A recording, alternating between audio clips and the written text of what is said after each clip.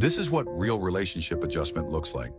Do you know why some couples keep arguing and why working things out becomes harder, more frustrating, and sometimes makes you question if you're truly meant for each other? The answer's simple.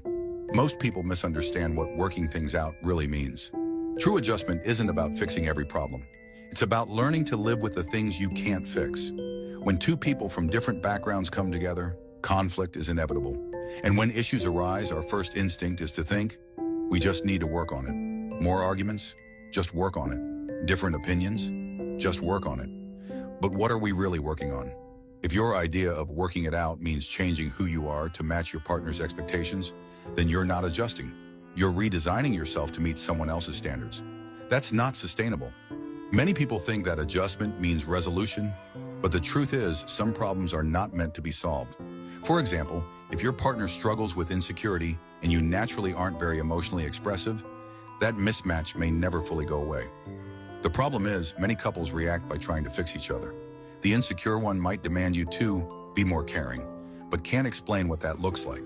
So you walk on eggshells, afraid of triggering their emotions. Eventually you push back, asking them to stop overthinking. They try, but start questioning if they're broken or mentally weak. What started as an effort to improve the relationship becomes a painful cycle of self-doubt and control. Why? Because from the beginning, both people were focused on fixing the person instead of accepting the difference. Personality isn't something you can eliminate.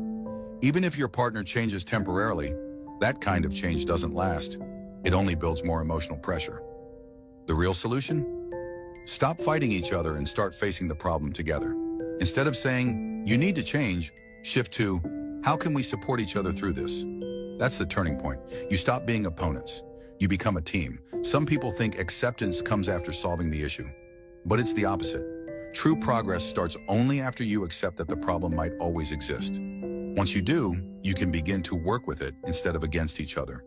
When couples stop trying to change one another and instead seek to understand each other, everything shifts. The man might start to understand that her insecurity isn't weakness. It may come from past hurt. The woman might begin to see that his silence doesn't mean he doesn't care. Maybe he was never taught how to express emotion. The more they understand, the more gentle they become. Instead of pushing, they start supporting. They stop misinterpreting love as absence of conflict and start recognizing love as consistent understanding. They realize we don't need to fix who we are. We just need to better understand what we need. And that's what makes the relationship stronger. Not perfection, but connection. Every couple will face challenges that feel unfixable. The key is to stop making your partner the enemy. The enemy is the issue, not each other. And when an issue can't be solved, learn how to live with it together. Often, once you stop trying to erase the problem, it becomes less painful and less powerful. One of the most dangerous things in a marriage is the loss of trust. Once trust is gone, love fades. So if you want to rebuild your marriage, don't just demand change. Communicate, listen, share your fears and needs without judgment. If you do that, even the hardest moments can become healing ones. And what comes next could be a deeper, more lasting connection than ever before.